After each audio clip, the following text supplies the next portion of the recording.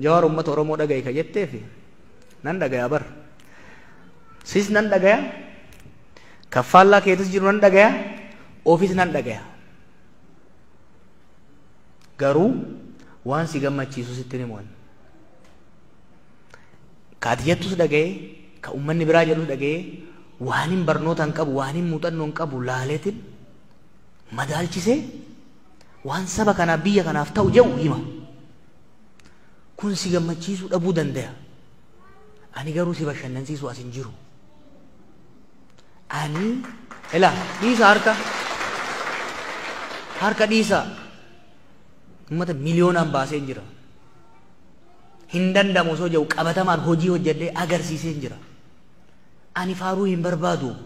Faarfamee nagahee jira. Bakka amma jirutti umriin amma jirutti yoomiin du'aa isaa hin beeku. Sadarkaa amma jirutti qeeqa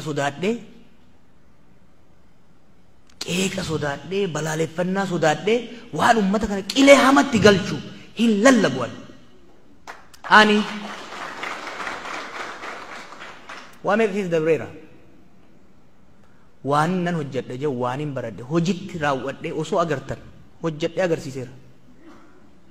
Hojjedhe gaafsanillee osuma akkanatti mormamuu bar hin beeytanii miti. Reefu Girmaan jee ture gaafa biyya kana dhufu OPDOtu ergeedhaan. Duula meeqa godhame. Waan tokko madaa otoo olii kaasuu baanne. Diinoo gaafa Stanford University seenee waan tokko barreessuu eegalu hayyoonni Oromoo 20 wayi ta'an akka Stanford irraa ari'amuuf abbaan isaa nama fixaa jira. Abbaan kiyya bar qaata du'e barreessanii turan bar. I never took it personal and I don't take it personal. Waaqi Rabbi hoggaana uumuu saba kanaaf waa buusi jedheeti. Hamma danda'e buuseera. Gara fuulduraas karaan itti amane warra waliin amannu wajjin hojii qabatamaa saba kanaaf ta'u. Uummata hin dhaggeeffanna. Uummata irra deemnee hin dhaggeeffanna. Garuu waan popular ta'e qofa. I was a populist. I have done it bar. I know how to do it. Halli qabatamaan Oromoo fi Itoophiyaan keessa jirtu garuu populizimiin hin hojjetu. Populizimiin Abiyyiin bakka geessi agartanii jirtan.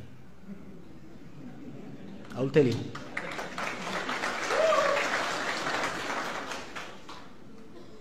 Amma kan barbaachisu nitti himu. It requires honest, serious conversation.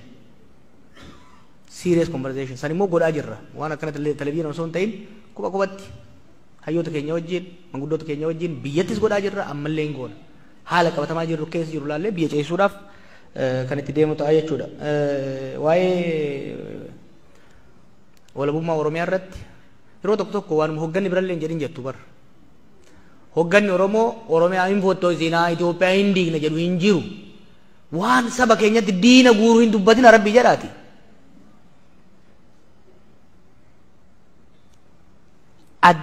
Even the farthest left qabsoo Oromoo keessatti ummanni Oromoo hiree isaa ofiin akka murteeffannu aangeessina jedha malee hin diignaa hin fottoksinaa. This is negatives. Nuyi garuu akka kaafaa'utti paartiidha nu. Gaafa inni aktivistii ture humna gama lamaraa jiru qabadhee deemu waan hin qabuuf veeg ture ejjennoon kiyya. Garuu hoggaan paartii seenu ejjennoo clear ta'ee paartii qabuttan seene nuyi Itoophiyaa tokko taate ta federaalawaa taate sabni Oromoo fi saboonni biroo ittiin of bulchan biyya immoo waliin bulchan jaaruu barbaanna. Ejjennoon keenya veeg ta'uu hin danda'u. Kan hoggaa jennu garuu ummataa murteessinee humnaan irratti fe'ena miti. Yaada faallaa jiru sun bilisummaa qabaachuu qaba. Kabajamuu qaba. Ejjennoon nuti Oromoof qabnu kan Tigraay irratti qabnu tokkuma.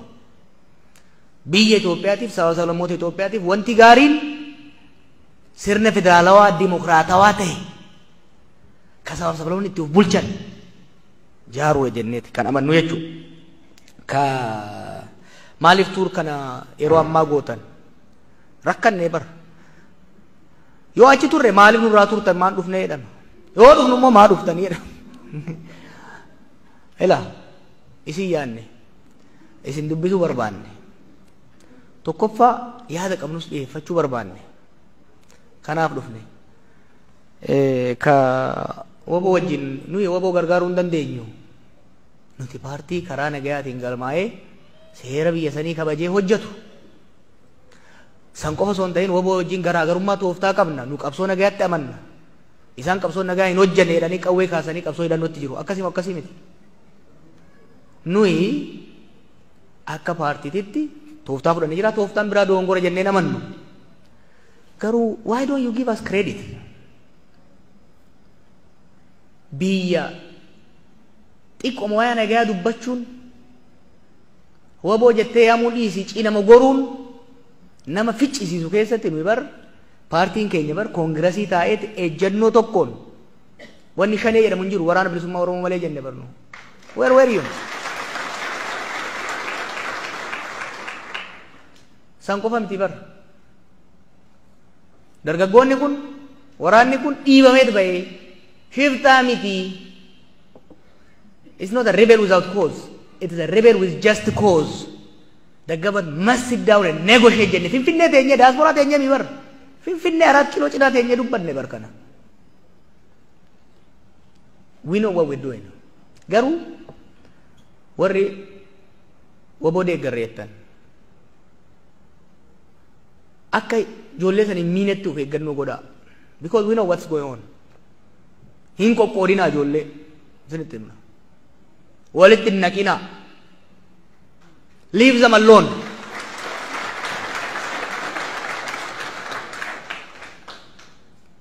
Do I have to say the details? No. Waan hojjetamu ala kanatti eega dhufne waan agarre baay'ee jira. Waan nama qoqqoodu. Waan nama lubbuu fi kennee jiru gartuutti qoqqoodee wal ficcisiisuudhaaf shira mun beeyna bar. Ta'a keessaa kana. Nu miti kan ijoollee san miidhaa jiru. Nuyi hamma humna keenyatti hojjechaa jirra. Namni hojjetu waliin lolu kataa'ee odeessuuf nama walitti naqa. Isinitti hima.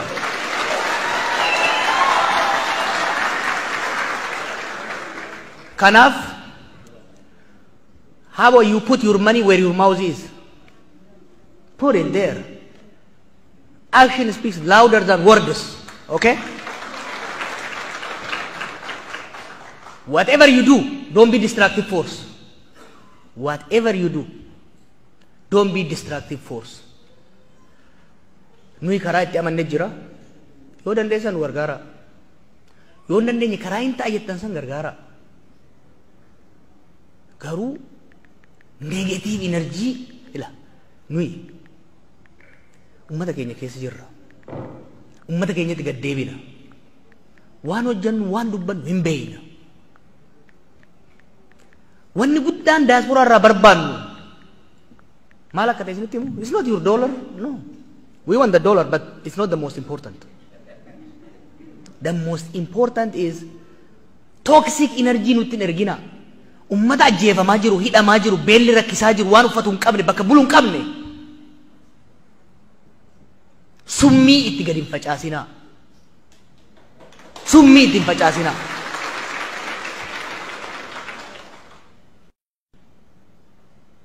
Show your love for Oromumma. Show your love for your brother and sister. Show solidarity. Kan wan jedhaa galatooma.